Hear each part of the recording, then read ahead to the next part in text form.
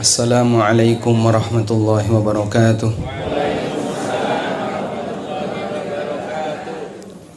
Alhamdulillahi rabbil alamin. Wassalatu wassalamu ala ashrafil mursalin Nabiyyina wa maulana Muhammadin wa ala alihi wa sahbihi ajma'in. Wa ashhadu an la ilaha illallah wahdahu la syarikalah. Wa ashhadu anna Muhammadan abduhu wa rasuluh. Salawatu Rabbi wa salamu alaihi wa ala alihi wa ashabihi wa man sara ala nahjihi wa stanna bisunnatihi ila yaumiddin. Alhamdulillah, puji syukur kita haturkan kehadirat Allah subhanahu wa ta'ala di malam ini, walaupun sudah malam di luar ya, karena kajiannya ditaruh di luar. Jenengan remen teng masjid napa teng Jawi ngeten iki, Pak? Hah? Kalau bapak-bapak senang di dalam atau di luar, Pak? Luar dalam. Kalau ibu-ibu senang kajian di luar atau di dalam? Yang penting ngaji kan? Alhamdulillah. Sebab menungso niku nek kagungan forum pengajian, berarti dia punya tempat untuk bisa membimbing dirinya. Wonten setunggalipun pesan yang pernah disampaikan oleh Imam Hasan Al-Basri. Piyambak niku ulama zaman tabi'in. Ngendikane Imam Hasan Al-Basri, laulal ulama lakanan nasu kal bahaim. Andaikan bukan karena ulama, maka menungso niku kados dene kewan. Manusia seperti binatang. Dia enggak tahu bagaimana cara untuk bisa menjadi hamba yang benar. Dia nggak ngerti bagaimana cara dalam mencari nafkah yang benar. Halal haram nggak ada aturan, itulah binatang. Tapi karena kita punya aturan yang perlu kita pelajari, sehingga orang yang masih mau belajar, itu tanda bahwasanya dia adalah orang yang pingin untuk jadi lebih baik. Karena itu Nabi SAW mengatakan, may yuridillahu bi khairan yufaqihu fiddin. Sapa sing Allah kehendaki dadi wong apik, Allah jadikan dia orang yang paham dalam masalah agama.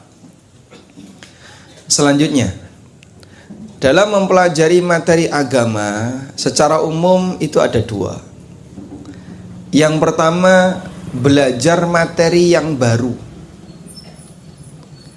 Yang kedua, menambah materi yang sudah pernah dipelajari. Maksud kula ngeten niki.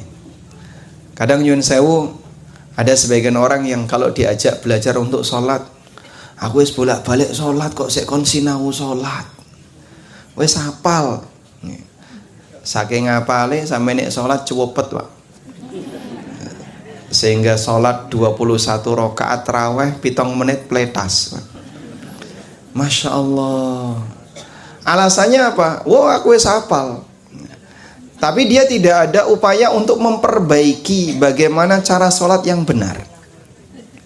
Makanya ketika ada orang yang dia tidak mau membuka diri untuk mempelajari, dengan alasan sudah sering dilakukan, dengan alasan itu sudah tiap hari aku lakukan, bisa jadi kebiasaan ibadah yang dia kerjakan tidak berkualitas, tapi dia nggak sadar. Karena itu nggak ada istilahnya rugi nalikane sinau, walaupun materinya sudah pernah dipelajari.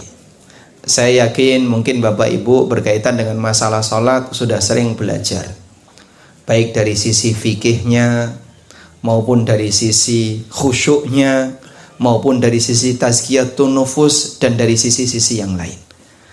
Cuman yang namanya ilmu kalaupun diulang itu tidak membosankan. Makanya Nabi SAW kalau beliau ceramah itu seringkali beliau ulang-ulang. Sehingga jenengan misalnya baca Quran, nyun sewu nggih, dalam Al-Quran kisah Nabi Musa itu ada berapa kali, Pak? Orang hitung ya, Mas. Saking banyaknya. Sehingga Allah Subhanahu wa ta'ala sering mengulang-ulang kisah Nabi Musa. Allah sering mengulang tentang cerita surga, tentang cerita neraka. Nggak ada ceritanya kok nek diwaca ulang bosen, ndak ada. Sebab yang namanya ilmu kalaupun diulang itu tidak membosankan. Beda dengan dagelan. Lawak nawa dagelan sekali mendengar ger gitu ya. Nek diulang pripun? Wes tahu. Sebab dagelan itu bukan ilmu. Ilmu itu sesuatu yang serius. Makanya kalau ada orang misalnya pinter dagel, tapi kok dia kehabisan bahan, itu stres Pak. Sehingga ada banyak sekali ya testimoni dari para pelawak itu bingung karena dia tertekan untuk bisa menciptakan lawakan yang baru. Sebab lawakan yang sudah pernah kok diulang, nanti dia akan kehilangan pemirsa. Dia akan kehilangan pendengar. Beda dengan ilmu. Ilmu itu diulang-ulang, tidak ada istilah membosankan. Sampai wonten salah satu sahabiat yang pernah menceritakan tentang pengalamannya mendengarkan khutbah Jumat Nabi SAW. Sahabiat ini mengatakan seperti ini. Ma hafidtu surata Qaf illa min fi Rasulillahi sallallahu alaihi wasallam khina yakhtubu yaumal Jum'ah. Tidaklah aku menghafal surat Qaf kecuali melalui lisan Nabi SAW ketika beliau sampaikan saat Jumatan. Masya Allah. Mong modal ngerungokno saking seringnya sampai apa? Berarti kira-kira pripun niku? Diulang-ulang. Khutbah Nabi SAW itu sering diulang-ulang. Nah, ini sebagai pengantar. Sehingga nyuwun sewu kok kita bahas dengan tema hati-hati dengan sholatmu. Sing hati-hati apone to Mas? Sing jenenge sholat ya wis biasa kaya ngono. Pembahasan mong wis diulang-ulang. Mungkin ada komentar seperti itu. Yang namanya ilmu tidak ada istilah membosankan ketika diulang. Baik. Nah, berikutnya kita mau membahas tentang masalah kualitas sholat. Yang diberi judul di depan, hati-hati dengan sholatmu. Kenapa seperti ini perlu kita bahas? Sebab ada ancaman yang disebutkan oleh Allah dalam Al-Quran. Ternyata ancaman itu kanggone wong sing sholat. Kok ancaman berlaku bagi orang yang sholat Pak? Wong sing jengene wong sholat niku kan nglakoni ibadah, kok malah diparingi ancaman. Ayate jenengan sedaya sampun apal. Wailun lil musallin alladzina hum fi salatihim napa an salatihim. Kok tadi ragu? Ayo coba dibuka mushafnya. Alladzina hum an salatihim sahun. Wailun lil musallin, cilaka wong sing salat. Alladzina hum an salatihim sahun, yaitu orang yang an salatihim sahun, yang lalai dari salatnya.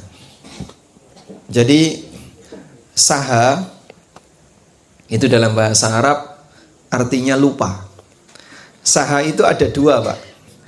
Kalau pakai huruf jar an itu artinya melupakan, melalaikan, yang dilakukan dengan sengaja. Ngremehno, tidak perhatian, digawe sing sak-sake asal-asalan dan seterusnya. Itu namanya sahaan. Wonten malih sahafi. Sahafi itu lupa tidak sengaja. Lupa tidak sengaja contohnya apa? Lali jumlah rakaat, lupa tasyahud awal, lupa apa lagi? Lupa doa sujud, baca doa ruku karena ngantuk nggih. Nalikane ruku maca doa sujud, nalikane sujud maca doa ruku dan seterusnya. Baik. Mana dari dua jenis lupa ini yang hukumnya haram? Yang pertama. Kalau yang kedua manusiawi. Bahkan sampai pun Rasulullah sallallahu alaihi wasallam sendiri pernah lupa ketika salat. Sampai para sahabat ngelingno Nabi SAW salat duhur atau salat asar 2 rakaat. Begitu salam, beliau langsung meninggalkan tempat imam, dikejar sama Dzul Yadain. Ya Rasulullah, aku siratis salat amnasita. Ya Rasulullah, apakah salatnya dikosor atau Anda sedang lupa? Wa madza, kenapa tadi? Shallaita raka'atain, Anda cuma salat 2 rakaat. Sehingga Rasulullah SAW sebagai seorang nabi, beliau bisa lupa karena beliau manusia. Selesai Nabi SAW nambahi kekurangan 2 rakaat, kemudian beliau sujud sahwi, lalu beliau mengatakan, innama ana basyarun nasitu kama tansaun fa idza nasitu fadzakkiruni. Aku kiyo menungso padha karo awakmu.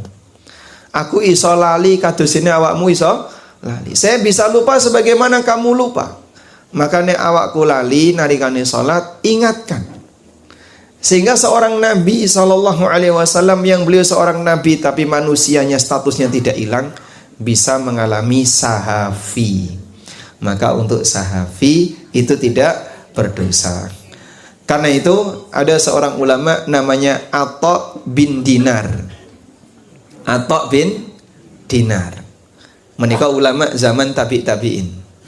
Piyambake ngendika, alhamdulillahilladzi qala an salatihim sahun walam yakul fi salatihim sahun. Segala puji bagi Allah yang berfirman, fawailun lil musallin alladzina hum an salatihim sahun. Allah tidak berfirman alladzina hum fi salatihim sahun. Andaikan nyun sewu nggih, nek salat ra entuk lali ngeten Pak. Kira-kira kita sering melanggar enggak Pak? Sering. Hampir kadang setiap sholat nyuwun sewu Mas, pikiran niku nggih melayu neng ndi. Fisiknya ada di masjid, orangnya ada di masjid, pikirannya wis tekan pawon. Ana sing wis melayu neng mall, ana sing wis melayu neng pasar dan seterusnya. Sehingga sampai kadang membuat dia itu lupa jumlah rakaat. Wong salat subuh mung 2 rakaat lho lali. Salat subuh lho Pak. Baik, tapi yang namanya sahafi ini tidak dilarang. Sebab yang namanya lupa itu manusiawi. Nah, namun di sana ada saha'an. Nah, saha'an inilah yang tercela, yang diberi ancaman oleh Allah Subhanahu wa taala dalam Al-Qur'an, fawailun lil musallin, cilaka wong sing salat. Alladzina hum an salatihim sahun, yaitu orang yang melalaikan salatnya. Kados ini apa Pak? Orang yang melalaikan salatnya. Al-Hafidz Ibnu Katsir rahimahullah menyebutkan beberapa keterangan ulama dalam tafsirnya tentang makna melalaikan salat. Niki kula wacana nggih. Yang pertama, mereka yang tidak salat sama sekali. Sehingga alladzina hum an salatihim sahun, makna yang pertama adalah ora gelem nglakoni salat. Seperti ya rasa ada mungkin tonggone kita, tetangga kita ada yang seperti itu Pak nggih. Tonggo masjid tapi ora tau ngrambah masjid. Krungu adzan paling banter wong coronge ning tonggone masjid. Tapi dia tidak pernah datang ke masjid dan enggak pernah sholat. Tapi nek pas kurban ya moro. Wah, itu beda perhitungan Mas. Nek ngelakoni sholat buatan purun, tapi pas ada kegiatan yang ada dagingnya, ada makanannya, gelem teko. Dan seperti ini cukup banyak di masyarakat kita. Mohon maaf ya, ada banyak orang yang punya pikiran seperti ini. Sholat ra sholat ya padha wae nek ra nyambut gawe ra entuk duwe. Utangku ya ora lunas-lunas. Lah apa rumangsane sampean nek ra salat terus uripe iso kepenak. Kita punya tugas yang diperintahkan oleh Allah Subhanahu wa taala, yang itu berlaku bagi seluruh hambanya, di mana semuanya punya kewajiban untuk melaksanakannya. Aqimus shalah, yaitu menegakkan salat. Sehingga kalau dia adalah manusia, maka dia berkewajiban untuk salat. Baik. Ini makna yang pertama. Alladzina hum an salatihim sahun, tafsir yang pertama adalah tidak mau salat. Dan ini tafsir Ibnu Abbas radhiyallahu anhu. Yang kedua, makna alladzina hum an salatihim sahun adalah mereka yang melaksanakan salat setelah habis waktunya. Sehingga salatnya ditunda-tunda sampai mepet-mepet akhirnya nggak sempat. Nyuwun sewu nggih. Wis mlebu waktu asar dolanan manuk. Nanti ngabur napa? Doro. Ngabur doro sampai kapan, Pak? Sampai maghrib. Kadang masih ingat, aku urung sembahyang, aku urung sholat. Langsung mulai. Wis meh jam 5:30, maghrib setengah 6. Yang seperti ini sampai akhirnya dia dapat 1 rakaat adzan maghrib. Dan seperti ini mohon maaf, nek wis urusan bal-balan, antarane bal-balan kalau sholat niku menang pundi, Pak? Menang pundi? Sholatnya disingkirkan, baik penontonnya maupun pemainnya. Subhanallah. Seperti inikah olahraga? Ada orang yang hanya demi olahraga sampai dia meninggalkan kewajiban yang paling prinsip dalam hidupnya, orang gelem sholat. Dan itu banyak sekali. Karena itu Bapak Ibu yang dimuliakan Allah Subhanahu wa ta'ala menceritakan tentang khamr dan judi. Di surat Al-Maidah Allah sebutkan ada 10 alasan kenapa khamr dan judi itu dilarang. Salah satunya kata Allah Subhanahu wa ta'ala, wa yasuddakum an dzikrillahi wa anis shalah. Khamr dan judi itu dijadikan alat oleh setan untuk menghalangi kalian dari zikrullah dan dari salat. Sehingga kenapa ini dilarang? Karena orang yang minum khamr atau orang yang main judi itu akan dihalangi oleh setan untuk zikrullah dan melakukan salat. Nah, sekarang ada satu hal yang baru yang kondisinya podo karo khamr lan judi. Napa niku? Bal-balan.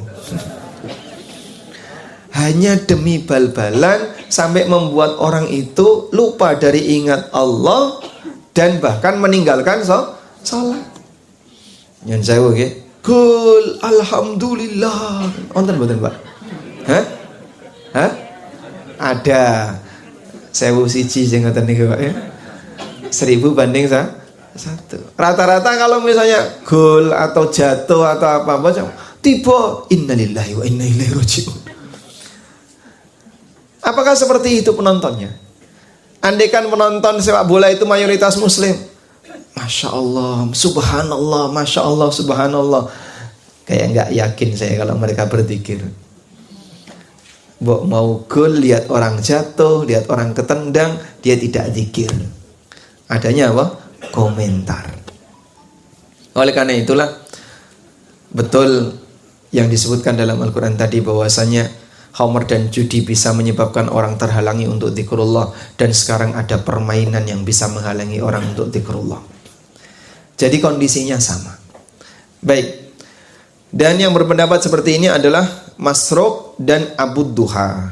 Yang ketiga, yang dimaksud dengan orang yang melalaikan sholat adalah mereka yang suka menunda sholat, sehingga sengaja sholatnya dikerjakan di ujung.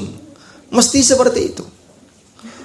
Mbok sholat maghrib, mbok sholat isya. Ya alhamdulillah sholat maghrib masih bisa ke masjid. Biasanya nek teng masjid niku Pak paling rame sholat napa Pak? Maghrib nggih. Maghrib. Oke koncone, dadi melu-melu ta teko. Tapi yang lain ditunda-tunda sehingga duhur mepet asar. Asar mepet maghrib. Isya wis angop itu gek salat. Subuh kariban. Salatnya sudah hampir terbit matahari. Bahkan kadang sudah terbit matahari baru salat. Karena di toiletnya kelamaan. Nah, seperti ini kebiasaan yang seharusnya sudah mulai diselesaikan. Wes, leren-leren kayak ini bahaya. kamu mendapatkan ancaman dari Allah. Tapi aku kan sing penting sholat. Orang sing penting sholat. Sholatnya ya kudu kualitas. Nek mong sing penting dikerjakno, tapi tidak ditompo, bisa jadi justru dia akan mendapatkan dosa daripada dapat pahala. Oleh karena itu kata Al-Hafidz Ibnu Katsir, di antara bentuk orang yang diancam oleh Allah fawailul lil musallin alladzina hum an salatihim sahun adalah menungso sing sengaja nunda-nunda nglakoni salat. Yang keempat, yang dimaksud dengan orang yang melalaikan salatnya adalah mengerjakan salat namun syarat dan rukunnya tidak dipenuhi. Contohnya apa Pak? Nyun sewu, anggere wudu masih ada anggota wudu yang kering. Kalau niki sering menjumpai ada orang kalau cuci tangan itu sampai mana? Sikute garing. Sikute garing. Apalagi kalau dia pakai baju lengan panjang, nganggo jaket, gulungnya kurang dhuwur. Sehingga saat dia berwudu sikute garing. Ada juga orang yang ketika berwudu nyuwun sewu kakinya disentor dari depan, sak ciduk, biur, dah. Tapi dari depan. Jadinya gimana Pak? Tungkae garing. Nek ngoten niku pripun? Salate batal. Rasulullah sallallahu alaihi wasallam pernah bersama rombongan sahabat ketika safar. Lalu ketika itu mereka nyari air nggak nemu, sampai akhirnya ketika sudah mendekati waktu sholat mau habis, barulah mereka ketemu air. Akhirnya saat mereka berwudu, bagian kaki itu cuman diusap. Sehingga Nabi SAW melihat dari kejauhan, wah itu tumit-tumitnya pada kering semuanya. Beliau teriakkan dari jauh, wailun lil aqabi minan nar. Ciloko tungkak-tungkak melbu neraka. Celakalah tumit-tumit yang akan masuk neraka. Wailun lil aqabi minan nar. Celakalah tumit-tumit yang akan masuk neraka. Kenapa? Nek wudu tumite garing. Akhirnya para sahabat mencuci kaki mereka sampai semuanya dibasahi, karena mencuci kaki itu batasnya sampai mana? Ilal ka'bain, sampai sedikit di atas mata kaki. Nah seperti ini masih banyak diremehkan oleh sebagian orang. Nek kaya ngono carane, mbok salat tahunan ya ora ditampa, Pak. Wudu'e tidak serius, le wudu asal-asalan. Kadang saya pernah menjumpai orang itu ya. Dia cuci tangan, cuci muka, cuci kaki, usap kepala. Terus takkan ini, Pak, kuali. Yang penting wis kok Mas. Kok yang penting wis? Lah wudu nek kuali pripun? Ya batal. Sehingga dia cuci kepala itu sambil bergerak menuju ke musola. Selesai cuci kaki, terus dia usap kepala menuju ke musola. Bapak wudunya kebalik. Tidak apa-apa, yang penting sudah. Lah kok kaya ngono? Masya Allah. Sampai sudah diingatkan saja dia sudah gak mau berubah. Kalau seperti ini caranya, percuma ngelakoni salat. Sebab ibadah niku wonten aturane. Nek wong kok ibadah boleh sesuka hatinya, berarti dia nggak butuh nabi. Adanya nabi itu dalam rangka menjelaskan apa? Bagaimana cara beribadah yang benar, bagaimana cara berbuat taat yang benar. Kalau boleh asal-asalan, berarti dia nggak butuh nabi. Oleh karena itu yang namanya ibadah, betul ngelakoni ibadah niku sae. Tapi kita juga dituntut untuk menjalankan yang benar. Tidak boleh asal-asalan. Yang kelima, yang dimaksud dengan alladzina hum an salatihim sahun adalah mereka yang sama sekali tidak khusyuk ketika melakukan salat.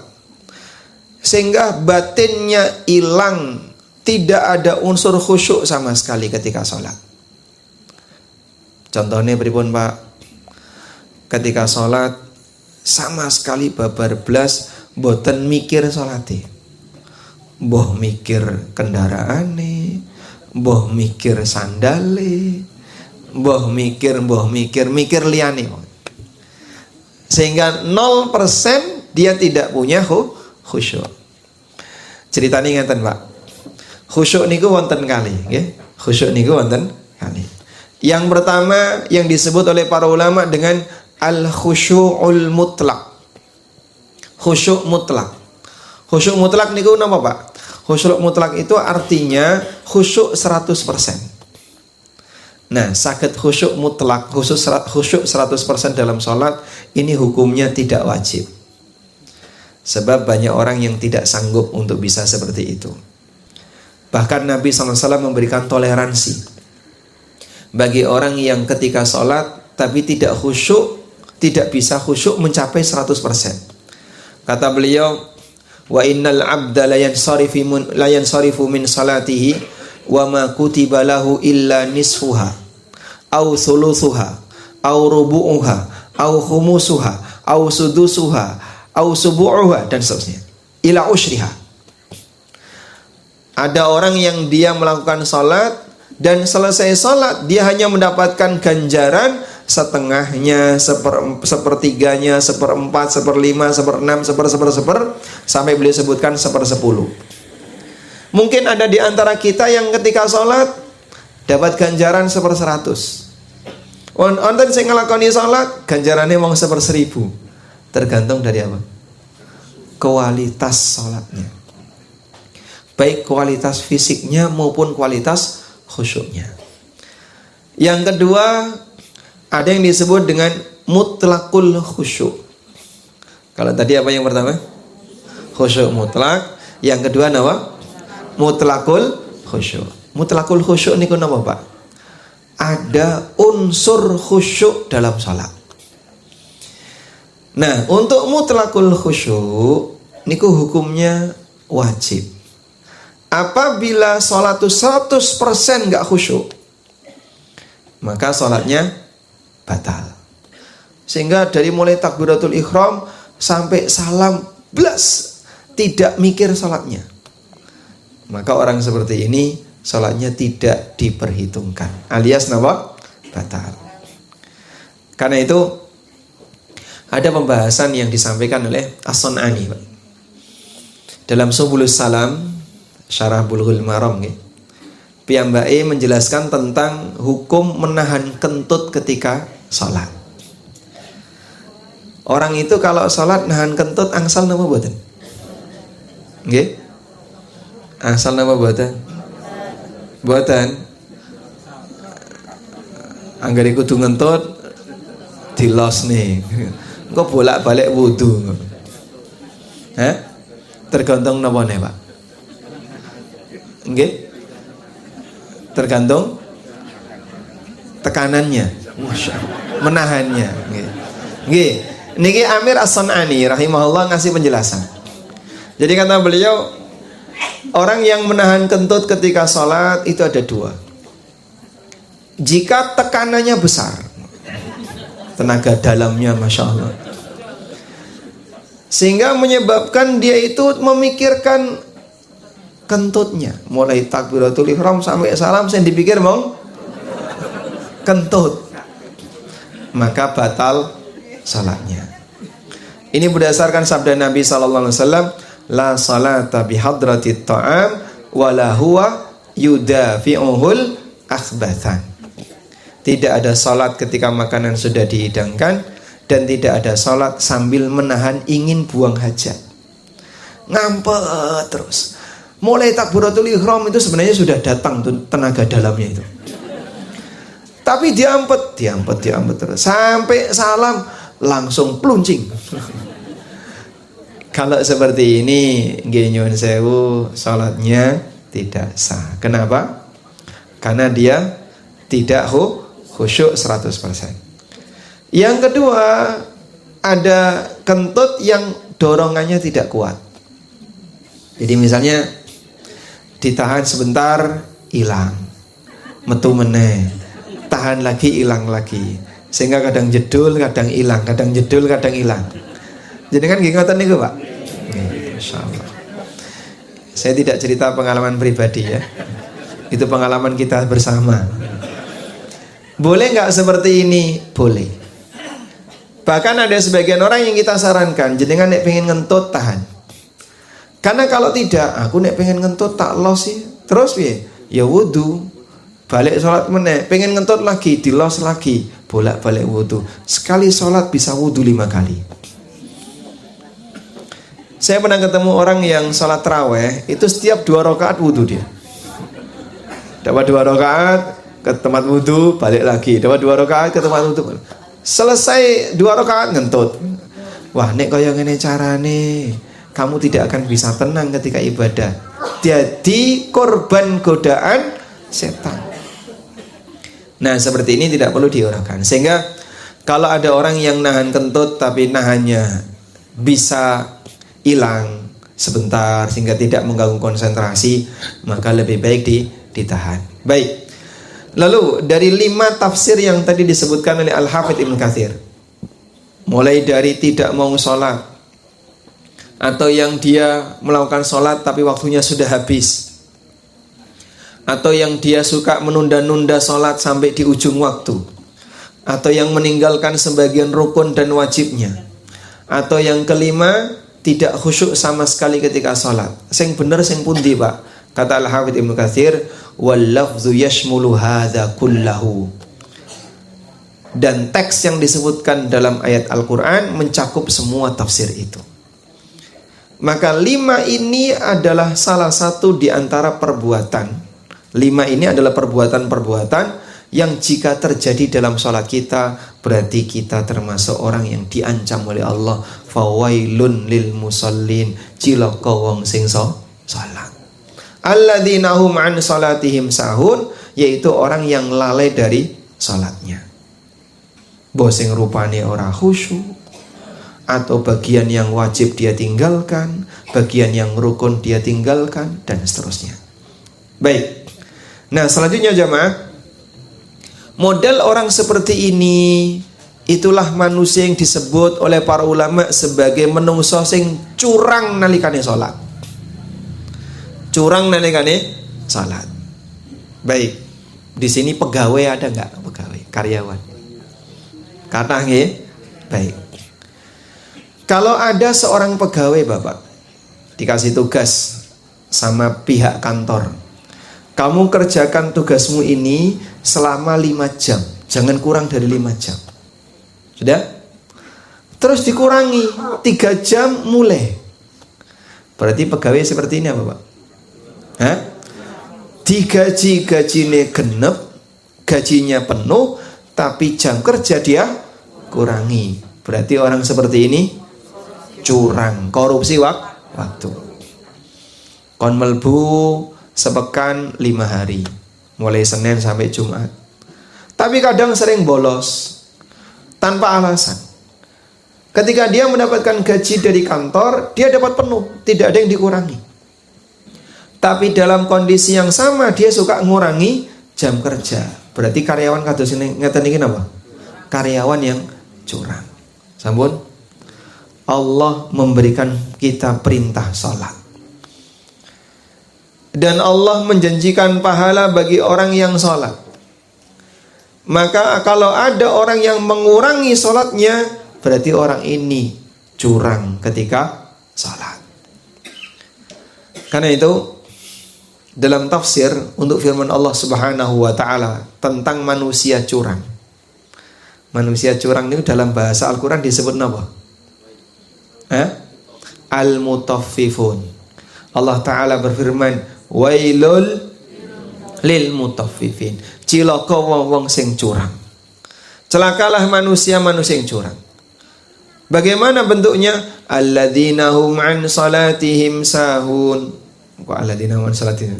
Alladzina idza talu 'alan nasi yastawfun wa idza kaluhum aw wazanuhum yukhsirun. Yaiku menungso nek dodolan senengane ngurangi, tapi nek tuku njaluke di genepi. Timbangan cucuk manuk niku lho, Pak. Wis jelek mbok diangeti. Padahal wis jelek. Itu kalau beli. Tapi kalau jual sukanya apa? Mengurangi. Nggih. Nyuwun sewu. Jenengan nek tumbas gorengan mendet piyambak niku milih sing gedhe napa sing cilik? Nggih? Sing gedhe. Niku selisih pinten senti to, Pak? Antarane sing gedhe karo sing cilik niku, Pak. Hah? Moh, mboten enten setunggal senti, Pak. Mata itu loh, saking jelinya dia bisa melihat perbedaan selisih 2 mili. Kisah gede itu, di mak. Masya Allah. Nah itu contoh ya. Orang kalau beli dia mintanya apa? Dipenuhi. Jangan nek tumbas bensin eceran nih kan ya Pak. Itu kan selisih ketinggian bensin di kepala botol. Selisih berapa mili Pak? Itu mata bisa melihat. Iki luwih dhuwur. Padahal Masya Allah golek sing gorengan gede-gede, tahu gede-gede, ternyata nget-ngetan. Baik, nah itu orang curang dalam bermuamalah.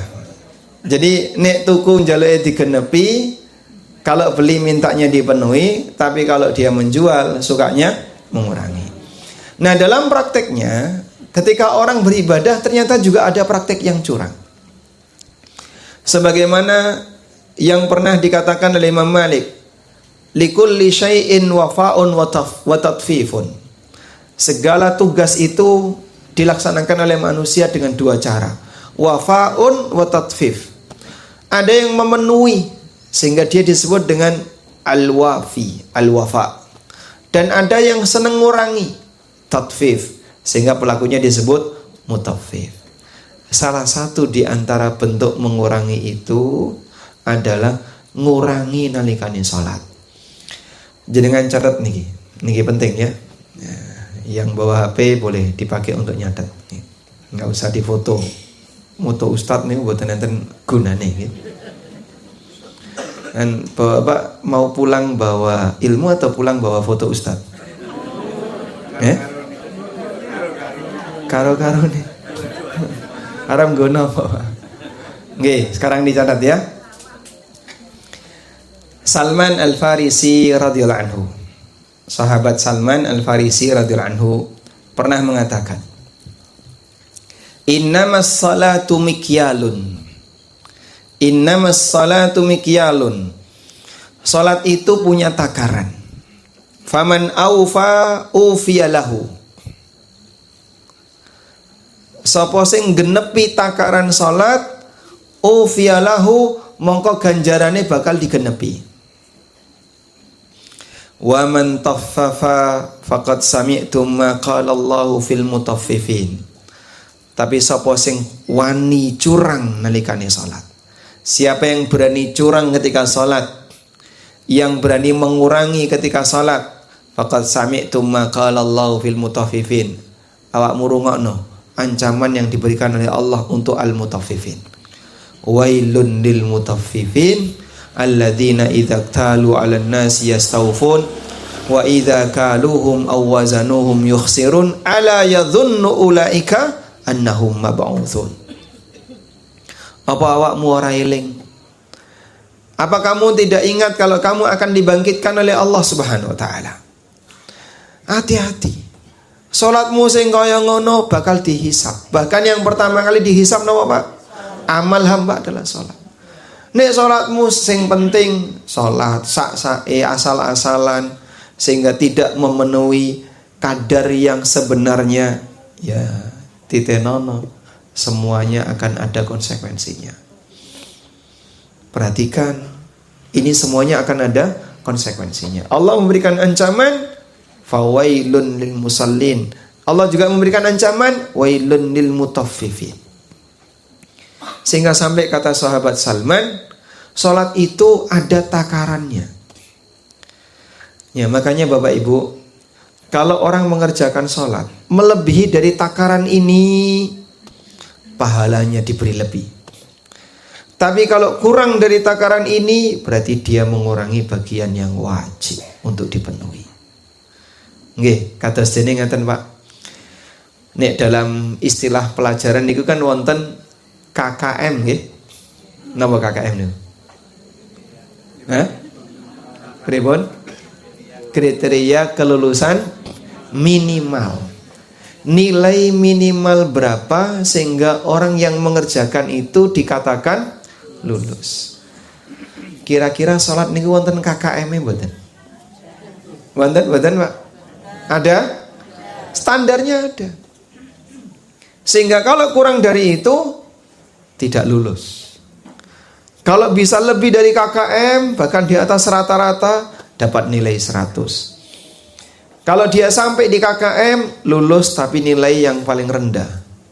Maka ada sholat minimalis, sholat derajat paling rendah. Di bawah ini dosa. Di bawah ini orangnya berdosa.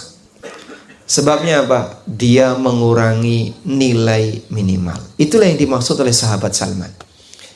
Innamas salatu mikyalun. Salat itu ada takarannya. Ora iso kok asal salat, sing penting waton salat, yang penting asal salat, tidak bisa. Ada takarannya. Karena itulah dulu para ulama memahami. Kok ono wong sing salat tapi ternyata dia sengaja tidak melakukan dengan maksimal, maka lebih dekat dapat dosa daripada dapat pahala. Ya. Karena orang seperti ini dia sengaja melakukan pelanggaran. Ya. Dia sengaja melakukan pelanggaran. Baik. Nah, terus bentuknya apa Pak? Orang yang mengurangi sholat itu Pak. Nah, sekarang kita akan ceritakan ya beberapa contoh orang yang mengurangi sholat. Yang pertama adalah mengurangi kadar rukun. Mengurangi kadar rukun itu tegese tidak tumak nina. Sehingga ketika dia melakukan sholat, dia kurangi sholatnya. Ruku durung sempurna, wis tangi. Nggih. Ada orang yang rukuknya itu lebih dekat ke posisi berdiri daripada posisi nunduk. Nggih. Jadi dia ketika rukuk gini, Allahu Akbar ngeten iki, Pak. Lebih dekat ke posisi berdiri. Padahal piyambake masih bisa turun lebih bawah. Nah, kalau sampai orang itu rukuk, antara posisi dia berdiri dengan posisi dia rukuk lebih dekat ke posisi berdiri, berarti dia mengurangi salat. Dia mengurangi salat. Sebaliknya, ada orang ketika iktidal durung jejeg ngadeg medun. Sami Allahu liman hamidah, Allahu Akbar. Pak, wong iktidal kok ngono to, Pak? Sampeyan itu durung ngadeg. Ah, engko kan medun meneh to, Mas. Mindun gawe niki timbangane munggah medun. Jadi saya efisiensi, Masya Allah. Sehingga dia ketika Sami Allahu liman hamidah itu mau jengat saite medun. Nah, seperti ini pripun? Mengurangi salat. Rasulullah sallallahu alaihi wasallam pernah memberikan peringatan untuk orang seperti ini. Kata beliau, aswa'un nasi sariqatan alladhi yasriku min salatihi. Maling sing paling elek iku maling salat. Kalau dalam bayangan orang kan sering bilang, maling sing paling jelek itu maling negara, Mas. Ngono sing luwih elek meneh. Maling sing paling elek, pencuri yang paling jelek adalah orang yang mencuri ketika salat. Mengko para sahabat takon, qalu ya Rasulullah, wa kaifa yasriku min salatihi? Ya Rasulullah, pripun to kok wonten tiyang maling nalikane salat? Wong salat ku ya ora iso njukuk barange wong liya. Kok maling salat? Lalu kata Nabi SAW, la yutimmu ruku'aha wa la sujudaha, au qala la yuqimu sulbahu fir ruku'i was sujud.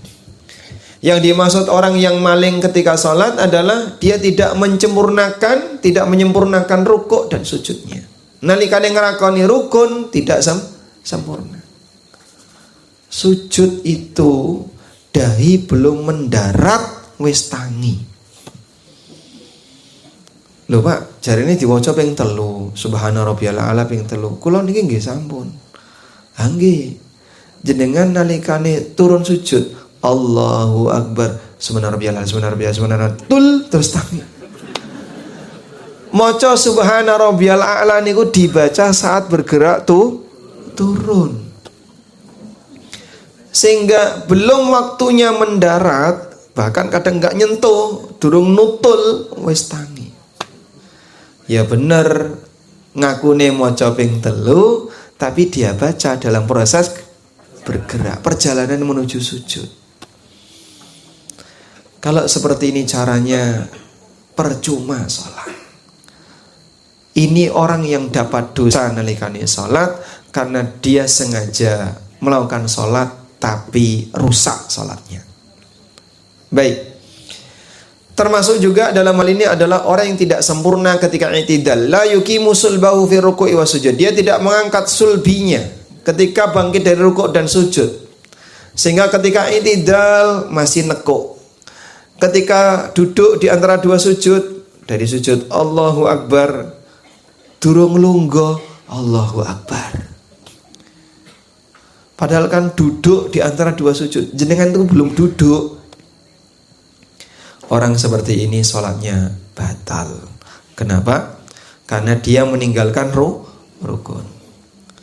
Nyun sewu, saya ketemu orang seperti ini dan beliau usianya 70-an tahun. Jadi waktu itu saya sholat jamaah di sebuah masjid di luar ya, bukan di kampung tempat tinggal kami. Terus ada simbah-simbah, yuswane kurang lebih 70. Nah, selesai sholat, piyambake sholat sunnah. Saya ketahuannya kan beliau sholat sunnah cepat. Terus tak tunggu nih. Wah ini beresiko ini. Kok nek dielingno nyampluk, ya resiko saya. Nggih nyuwun sewu berkenalan, setelah itu saya sampingan. Ya, nyuwun sewu simbah. Jenengan nek salate kados ngaten niki nggih keliru. Ya, karena saya perhatikan tadi, dari rukuk ke i'tidal itu belum bangkit. Sami Allahu liman hamidah gini. Terus langsung turun. Terus cuma nutul. Nah kalau seperti ini caranya, sholatnya batal. Usianya sudah 70 tahun, tapi seperti itu sholatnya percuma. Coba saya bacakan peristiwa berikut ini. Yang namanya dakwah itu memang beresiko Pak. Tapi seperti inilah, ngelingno wong niku nggih, ngoten niku nggih, kadang dimusuhi oleh orang yang diingatkan. Jangankan orang lain, kadang wong tua ning anak saja kadang pekewu. Engko aku nek sing ngomong nesu ngilang teko omah. Itu padahal orang tua kepada anak lho, Pak. Sampai kadang ada sebagian orang tua yang mau negur anaknya, pripun? Isin rawani. Pekewu, maju mundur. Itulah resiko amar ma'ruf nahi mungkar. Amalnya para nabi nggih ngoten niku. Amar ma'ruf nahi mungkar. Baik. Sahabat Hudzaifah Ibnul Yaman radhiyallahu anhu. Sahabat Hudzaifah Ibnul Yaman itu punya gelar sahibu sirrin Nabi sallallahu alaihi wasallam. Pemilik rahasia Rasulullah sallallahu alaihi wasallam. Suatu ketika beliau pernah melihat ada orang yang sholat tapi mengurangi kadar sholatnya, yaitu tidak sempurna ketika rukuk dan sujud, dan gerakannya cepat. Maka selesai sholat, Hudzaifah bertanya, "Mundu mata tusalli mithla hadza?" Sejak kapan kamu sholat dengan cara seperti ini? Lalu orang itu mengatakan, "Arba'ina sana." Ya kurang lebih 40 tahun yang lalu. Masya Allah. Berarti kira-kira umurnya pinten? 40? Nah, berarti kan lahir langsung sholat. Kira-kira umurnya berapa? Anggaplah dihitung dari balik, berarti umur 55. Sejak kapan kamu sholat seperti ini? 40 tahun yang lalu. Berarti kurang lebih usianya 55. Kalau dia sholatnya sejak balik. Lalu Hudzaifah mengatakan, "Ma shallaita mundu arba'ina sana." Nek kaya ngene carane salatmu ra dianggep selama 40 tahun. Wah, ngomong kaya ngono nek zaman saiki ya. Kamu itu siapa? Kamu kan bukan Tuhan. Kok berani-beraninya menilai salat orang lain? Salatmu batal. Karena tidak tumak nina. Kalau tidak tumak nina, sholatnya batal. Kaya ngono kok dibelani, apalagi jadi bahan kebanggaan. Didaftarkan untuk jadi rekor muri tarawih tercepat sejagat. Sejagat nopo nih. Jadi tidak ada orang yang salat secepat itu, tapi dibanggakan. Sampai diwawancarai, melbu TV, ya. Do seneng sehingga dia melaksanakan salat. Masya Allah, ini aslinya bukan salat, tapi senam.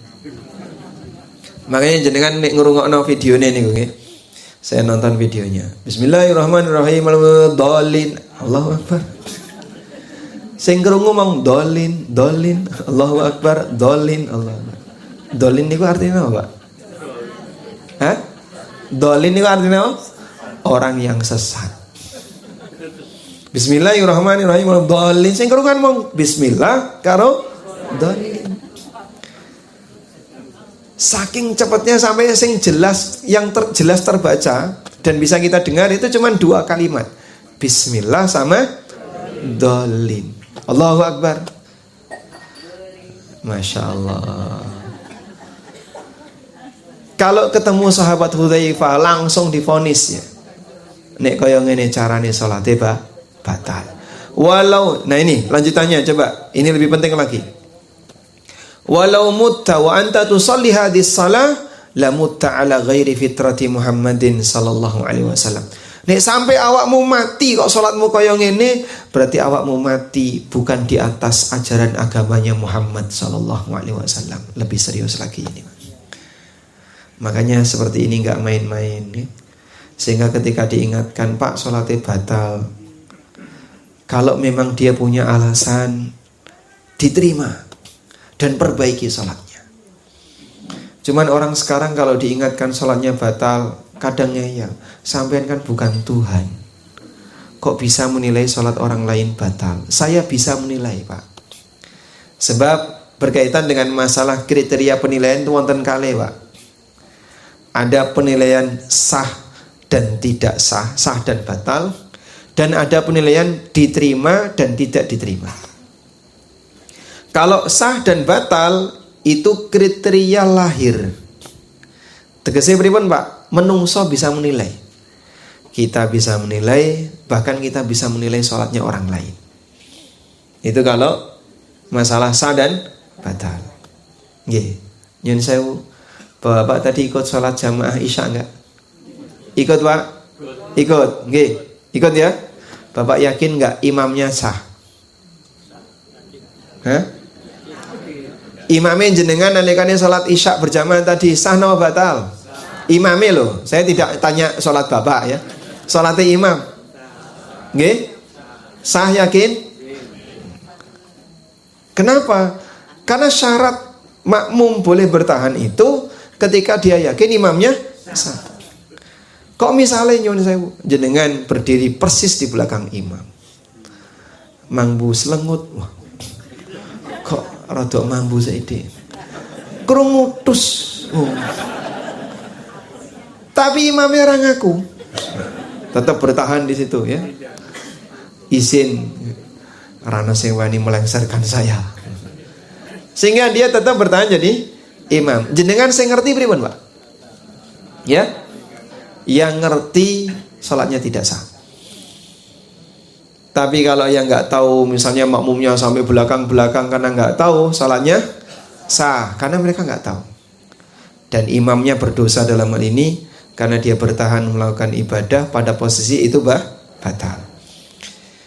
Nah, saat orang itu sholat, maka kita bisa menilai ini sah atau batal.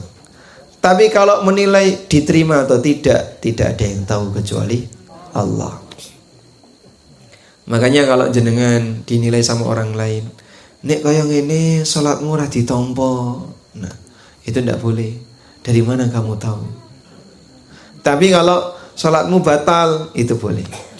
Karena masalah batal dan sah itu berkaitan dengan apa? Kriteria lahiriah yang bisa dilihat oleh orang. Nggih, salatnya jenengan Isya tadi sah atau batal? Ibu-ibu, sah apa batal? Yakin? Sing ragu wonten mboten? Takon baleni. Yakin saya? Karena Anda tahu semua rukun sudah saya kerjakan, Mas. Wajibnya juga saya kerjakan. Syaratnya juga sudah saya penuhi. Saya tidak melakukan pembatal. Berarti sampean sudah memenuhi, sah. Salatnya sah.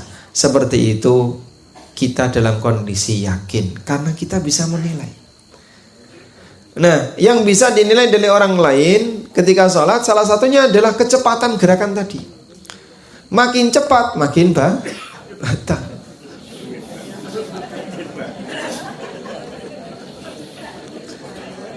Sholat lo kok cepet-cepetan itu susu apa? Sehingga kalau dia sholatnya sangat cepat sampai tidak tumak nina, maka sholatnya batal.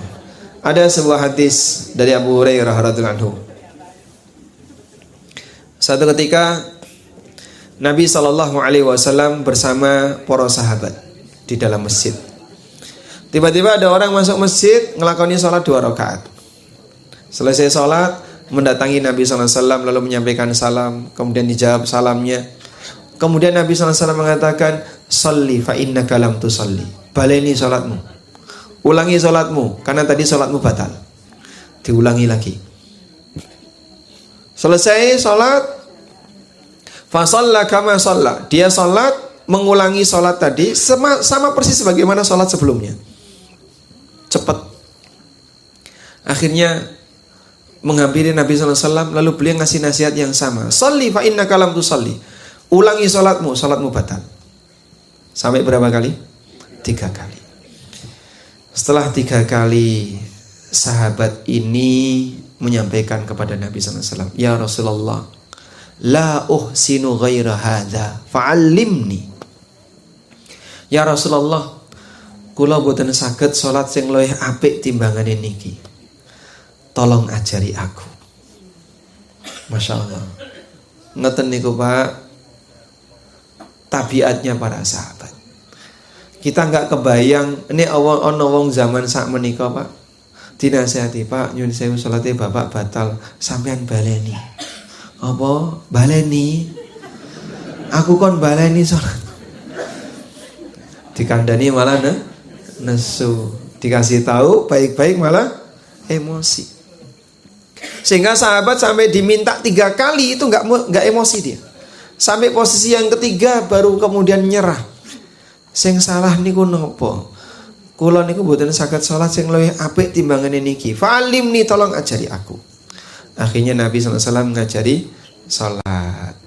Nah, praktek ini disebut dengan hadis musi fi salatihi. Orang yang salah ketika salat. Kemudian Nabi SAW mengajarkan salat minimalis. Dan ternyata penyebabnya adalah orang ini tidak tumak nina. Nalikane rukuk dan sujud cepet. Nggih? Makanya orang kalau rukuk dan sujud cepet, salate batal. Berarti pripun Pak sing nika tarawih kok cepet niku? Nggih batal. Nek melu kaya ngono ya melu batal. Apalagi kalau salat wajib. Kalau salat wajib batal, innalillahi wa inna ilaihi rajiun. Cilaka. Karena orang ini meninggalkan kewajiban. Selanjutnya, termasuk di antara orang yang melakukan tatwif ketika sholat, orang yang dia curang ketika sholat adalah kanggone piantun kakung, khusus untuk bapak-bapak. Tidak ke masjid itu termasuk curang. Sampai seperti itu standarnya para sahabat. Saya ceritakan di sini. Imam Malik dalam kitabnya Al-Muwatta meriwayatkan bahwa ketika Umar bin Khattab radhiyallahu anhu pulang sehabis sholat asar, beliau ketemu dengan orang yang tidak ikut sholat asar berjamaah. Jadi saat pulang memergoki orang yang tidak berjamaah. Loh kok mau ora ketok ning masjid? Apa yang menghalangimu sehingga kamu tidak hadir ketika sholat jamaah tadi? Lalu orang itu menyebutkan uzurnya. Tadi saya ini. Kata Umar, tofafta, awakmu curang. Tofafta, kamu telah berbuat curang.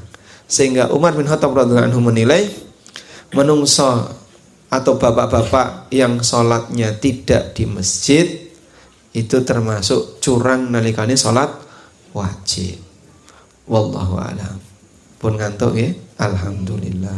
Nggih. Kula niki nggih pun nyawang jenengan kok ana sing liar-liar, ana sing manduk-manduk ini karo merem. Insyaallah didongengi nggih. Ini kan cuaca Magelang niku adem nggih. Apalagi dikasih pengajian merem. Nggih, pun cekap alhamdulillah. Demikian wassallallahu ala nabiyyina Muhammadin wa ala alihi wa sahbihi wasallam. Ada tanya jawab boten mangke. Nggih. Ini saya kembalikan ke panitia. Nyuwun sewu Pak Ustadz MC. Tadi yang mau bertanya?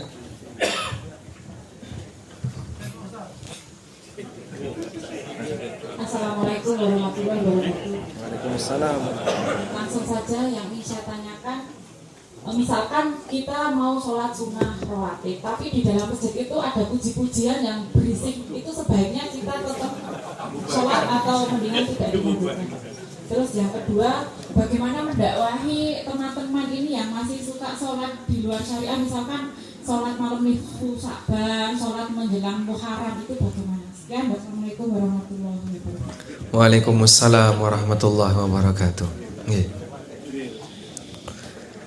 Baik, memang terkadang ada ya sedikit dilema yang terjadi di tengah kaum muslimin dengan adanya kebiasaan sebagian orang. Nyun sewu. Dzikir niku pada prinsipnya pelan atau keras, Pak? Dzikir niku, Pak. Sahabat niku pernah, Pak, dzikir dengan bungok-bungok, Pak. Jadi ada dzikir yang disyariatkan untuk keras makin bagus. Dan ada dzikir yang disyaratkan untuk pelan. Dzikir yang disyariatkan untuk keras contohnya apa, Pak? Adzan. Adzan makin keras makin bagus. Kenapa? Karena salah satu fungsi adzan itu apa? Memberitahu masuknya waktu sholat, memanggil masyarakat untuk datang sholat berjamaah. Sehingga ketika adzan, maka Nabi SAW memilih sahabat sing suaranya paling seru. Sinten niku? Bilal. Padahal yang bermimpi adzan siapa? Abdullah bin Zaid. Saat Abdullah bin Zaid cerita kepada Nabi SAW, ya Rasulullah, mimpi adanya diceritakan. Kata Nabi SAW, hadir ru'ya salihah. Ini mimpi yang benar. Ajarkan adzan ini kepada Bilal, fa innahu andanu sautan minka. Sebab Bilal niku suaranya lebih kenceng daripada kamu. Maka yang adzan bukan yang mimpi Abdullah bin Zaid, tapi yang adzan Bilal bin Rabah. Baik. Dan ada zikir yang disyariatkan untuk dibaca pelan. Pada umumnya zikir disyariatkan untuk dibaca pelan, seperti zikir setelah sholat, zikir sebelum sholat wajib, sebelum iqamah.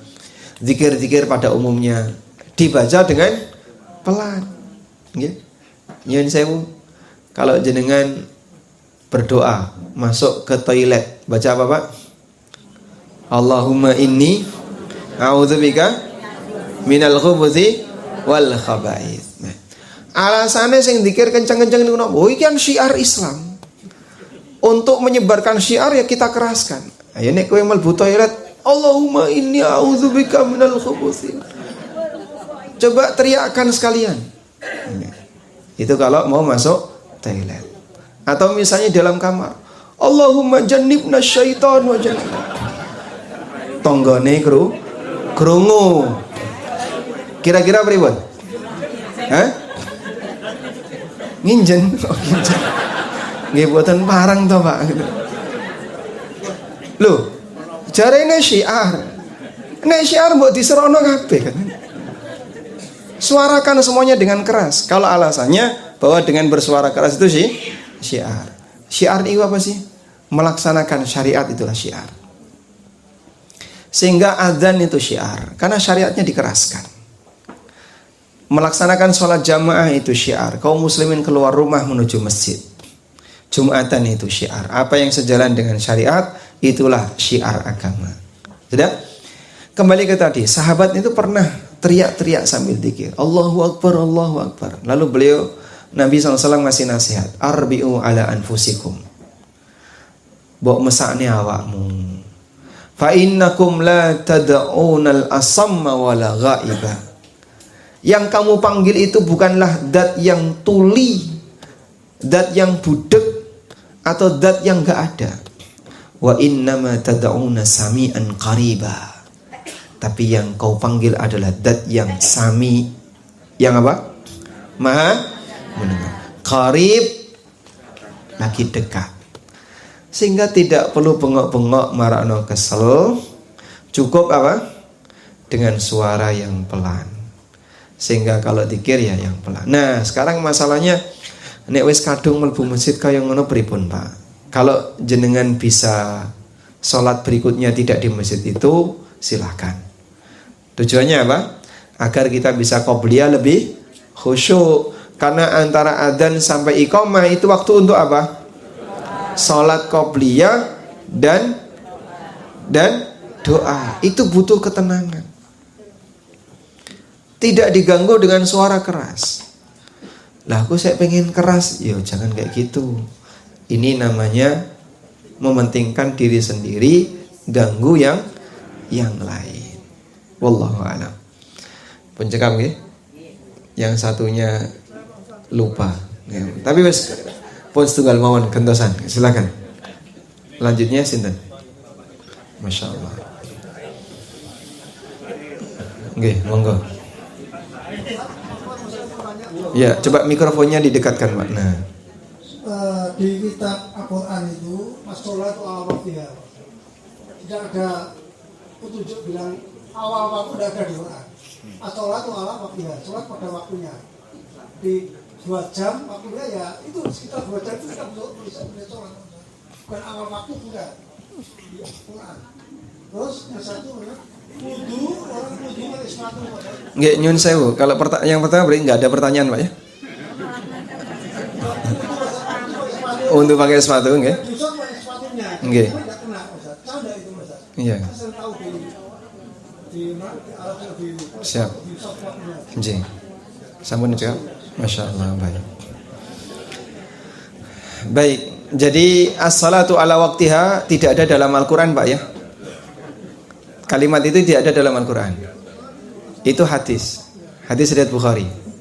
Bukan di teks Quran. Kalau teks Qurannya surat An-Nisa, innas salata kanat 'alal mu'minina kitaban mauquta. Itu teks dalam Qurannya.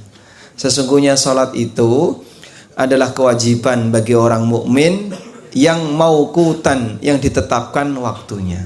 Ngaten, Pak? Baik. Selanjutnya tentang as-salatu ala waqtiha, ini pertanyaan Ibnu Mas'ud radhiyallahu anhu. Ketika beliau bertanya kepada Nabi sallallahu alaihi wasallam, "Ya Rasulullah, ayul a'mali afdal?" Ya Rasulullah, amal apa sing paling afdal? Kata Nabi sallallahu alaihi wasallam, as-salatu ala waqtiha. Salat yang paling amal yang paling afdal adalah salat tepat waktu. Ala waqtiha artinya on time, bukan in time. On time bukan in time. Salat on time. Salat on time itu gimana? Salat yang tepat waktu. Kalau ada orang yang salat dan dia memang masih di rentang waktunya, tapi sengaja nunda-nunda, itu masuk kategori salatnya wong munafik. Kok ngoten, Pak? Ada hadisnya. Rasulullah SAW pernah bersabda dalam hadis riwayat Muslim. Orang munafik itu diceritakan oleh Allah. Nyun sewu, wong munafik niku salat napa mboten, Pak? Salat. Allah berfirman, innal munafiqina fid darkil asfali minan nar. Wong munafik niku wonten ing kerake neraka. Di ayat yang sebelahnya, wa idza qamu ilas salati qamu kusala yuraunan nasa wala yadhkurunallaha illa qalila. Wong munafik niku nanglikane salat qamu kusala, malas-malesan. Yuraunan nas, ditambah riya, wala yadhkurunallaha illa qalila, dan tidak berzikir kepada Allah kecuali sedikit. Jadi kali-kali salat ora khusyuk babar blas. Niku salate wong munafik. Nah, Nabi SAW pernah cerita tentang salatnya orang munafik. Tilka salatul munafik, tilka salatul munafik. Kaya ngono salate wong munafik. Kaya ngono salate wong munafik. Ya jelis yarkubu syamsa, mong leha-leha santai nyawang jam. Yarkubu syamsa, lihat matahari. Hatta idza gharabat baina qarnai syaitan. Sampai nalikane srengenge itu baru mau tenggelam, naqara arba'an. Orang ini mematuk 4 kali. Tegese pripun? Cepat. Sehingga ketika matahari sudah mau tenggelam, artinya apa? Sudah mau masuk waktu maghrib. Ngelakoni 4 rakaat, kata Nabi SAW, kaya dene pitik nyucuk nakoro. Nakoro itu artinya mematuk. Notol ping 4. Tegese pripun? Cepet.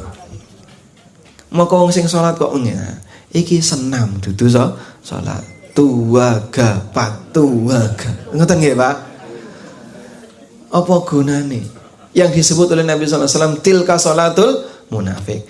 Maka salahnya orang munafik ketika salat, 1, nalikane salat waktunya ditunda. Sehingga memang betul di Al-Quran tidak ada kok Pak kalimat salat di awal waktu, nggak ada. Kalau di Quran adanya salat ditetapkan waktunya, kitaban mauquta, kewajiban yang ditetapkan waktunya. Cuman disebutkan dalam hadis, salat yang terbaik adalah ala waktiha, yang on time. Nah, yang on time ini ada yang terbaik dilakukan di bagian awal dan secara umum seperti itu. Dan ada salat yang baik dilakukan di akhir karena sebab tertentu. Apa itu? Isya. Nabi SAW pernah secara sengaja beliau nunda salat isya sampai pripun? Tengah malam. Bukan sampai subuh ya. Bukan sampai mepet subuh, tapi sampai tengah malam. Sehingga anak-anak sudah pada tidur, ibu-ibu sudah pada tidur. Enggak, yang suaminya di masjid. Para sahabat di masjid.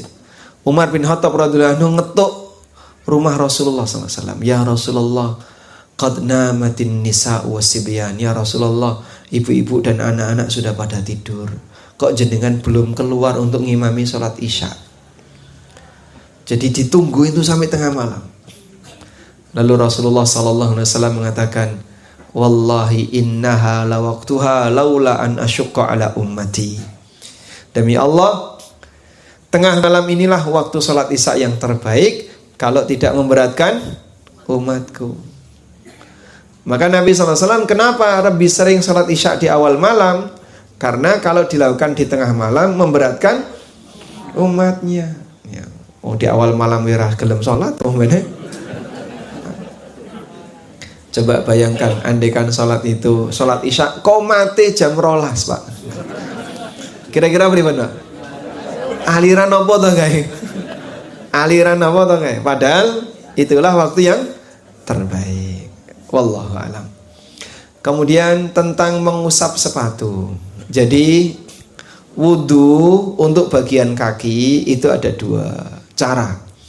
Yang pertama dicuci. Nah, dicuci ini jika kakinya tidak dibungkus dengan alas kaki. Ya seperti wudu normal. Yang kedua diusap jika kakinya dibungkus dengan alas kaki. Bisa kaos kaki, bisa sepatu. Dan Nabi SAW melakukannya. Nah, kalau kakinya tidak dibungkus dengan alas kaki, tidak pakai sepatu, tidak pakai kaos kaki, kok diusap atau mau disiram ngarepe tok tungkae garing, cuman depannya saja yang basah, belakangnya kering, gimana ini? Ya batal. Kecuali kalau dia pakai kaos kaki terus diusap, itu malah sah. Meskipun ada aturannya ya, yang dibahas oleh para ulama dalam fikih tentang apa? Mashul khuf. Mashul khuf dibahas wonten sakjerone fikih babakan mashul khuf tentang mengusap khuf. Wallahu alam. Nggih, pun cekap. Alhamdulillah. Kami kembalikan ke moderator. Pripun? Napa sampai subuh mawon gitu? Terakhir. Assalamualaikum warahmatullahi wabarakatuh. Waalaikumsalam warahmatullahi wabarakatuh. Ini kejadian di beberapa desa yang kebanyakan petani. Itu khususnya sholat asar. Nggih. Itu sering diakhirkan azan. Nah, apa yang perlu kita lakukan? Kalau kita sholat tepat waktu, akhirnya awal waktu, akhirnya kan kita gak jamaah di masjid. Sedang kalau di masjid itu banyak sholat asar itu 4:30. Bahkan di sholat kalau adzan di jam 3 ditegur, Ustaz. Itu gimana, Ustaz? Apa yang perlu kita lakukan? Nggih. Niku Magelangan. Nasi goreng. Daerah Magelang, Wonosobo, terus Boyolali, Temanggung, Purworejo, wilayah petani terutama ya, wilayah petani. Saya sendiri kalau membandingkan, nek kula niku asli Lamongan. Rumah saya dengan laut pesisir pantai nggih, itu 200 meter. Di kampung nelayan. Saya kalau boleh membandingin antara semangat ngibadahi wong segara karo wong gunung niku benten, Pak. Kalau orang laut sregep. Jadi 5 waktu ya sesuai waktunya. Rano kok ceritane ditunda niku ngoten. Nah, pertama kali saya baru menjumpai salat asar ditunda niku teng daerah Bojonegoro. Nah itu kan memang kampung itu mayoritas petani dan aturannya di situ. Jadi adzan niku setengah gangsal kata saya. Adzan asar setengah 5. Adzan asar setengah 5, komate meh jam 5 niku. Nggih. Setengah jam berikutnya buka puasa. Nah waktu itu saya pas Ramadan. Masya Allah, nek kaya ngene ceritane nggih nyun sewu. Ini menggeser waktu. Nah, sekarang hukumnya bagaimana? Kalau Bapak buka referensi buku-buku Syafi'iyah, misalnya Matan Ghaya wa Taqrib saja, salah satunya yang paling dekat ya. Matan Abi Syuja. Nama lainnya kan Matan Ghaya wa Taqrib. Matan Abi Syuja itu menyebutkan bahwa waktu sholat niku wonten kali. Ada waktu ikhtiyari dan ada waktu doruri. Waktu ikhtiyari niku napa, Pak? Waktu ikhtiyari adalah waktu rentang waktu di mana orang boleh milih walaupun dia tidak punya udzur. Mau di depan, mau di tengah, mau di akhir silahkan. Rentang waktu ikhtiyari. Sudah? Bagi yang tidak punya udzur, dia harus mengerjakan sholat di waktu ikhtiyari. Yang kedua waktu doruri. Waktu doruri itu waktu di mana bagi orang yang punya kondisi darurat boleh mengerjakan di waktu itu. Tapi bagi yang tidak punya kondisi darurat berdosa mengerjakan sholat di waktu itu. Waktu doruri dan waktu ikhtiyari untuk sholat asar niku napa? Batasnya adalah matahari kuning. Kalau sholat asar dikerjakan dari mulai masuk waktu asar sampai menjelang matahari kuning, mau di awal, di tengah, di akhir, misal sekarang ini asar jam pinten? Jam 3, maghrib jam setengah 6. Jadi kurang lebih mungkin dalam rentang 1 jam itu waktu ikhtiyari. Dari mulai jam 3 sampai jam 4 itu waktu ikhtiyari. Nah, orang mau mengerjakan sholat asar jam 3 pas, jam 3:04, jam setengah 4, jam 4 kurang 1/4, jam 4 monggo. Karena ini di rentang waktu ikhtiyari, walaupun dia nggak punya udzur. Waktu doruri, nek srengenge pun kuning. Nah, wis kuning, itu masuk doruri. Kalau ada orang tidak punya udzur sengaja ngerjakan sholat asar di waktu doruri, podo karo wong munafik nih Bapak. Tilka sholatul munafik, kaya ngono salate wong munafik, wong lunggah-lungguh nyawang srengenge. Makane ngeboti sholat napa gawean? Ngeboti sholat napa pekerjaan? Hah? Gawean. Dadi ya ngeten niku, Pak. 4:30 adzan, jam 5 komat. Sing ning sawah durung mulai, akhirnya ditunggoni. Kalau seperti ini caranya mengorbankan sholat, kenapa nggak dibalik mengorbankan pekerjaan demi sholat? Bukan mengorbankan sholat demi kerjaan. Karena nantinya jadinya di waktu doruri terus. Padahal nyuwun sewu nyambut gawe niku darurat nggak Pak? Wong iso ditinggal. Nah, seharusnya kan wis leren sik mlebu asar, leren dah kerjakan sholat. Nek ado saka masjid pripun? Kalau jauh dari masjid, Anda bisa sholat di sawah. Dulu ada sahabat yang dipesini oleh Nabi sallallahu alaihi wasallam karena piyambak niku pekerjaannya gembala kambing. Gembala kambing kan kadang nyari jauh gitu. Akhirnya beliau diperintahkan, dimanapun kau berada silakan azan, kerjakan sholat, maka di belakangmu ada banyak yang makmum bersama kamu. Maksudnya makhluk yang tidak kelihatan. Apa gak wedi? Oke. Baik, mungkin itu. Semoga apa yang kita bahas ini bermanfaat. Nah, kalau bagi Bapak yang pendatang ketemu masjid seperti itu, sholat sendiri, terus silahkan berkegiatan. Jadi kalau nunggu kan nanti jadinya ikut melanggar. Oke. Baik, demikian. Semoga apa yang kita bahas ini bermanfaat. Semoga Allah Subhanahu wa taala menjadikan kita sebagai hamba yang bisa menegakkan sholat dengan baik, seperti doanya Nabi Ibrahim. Pripun dungane, Pak? Rabbi ja'alni muqimas salati wa min dzurriyyati. Allahumma anfa'na bima 'allamtana wa 'allimna ma yanfa'una warzuqna ilma. Rabbana ja'alna muqimi salatana. Wa sallallahu ala nabiyyina Muhammadin wa ala alihi wa sahbihi wa sallam. Wa akhiru da'wana walhamdulillahi rabbil alamin. Wassalamualaikum warahmatullahi wabarakatuh.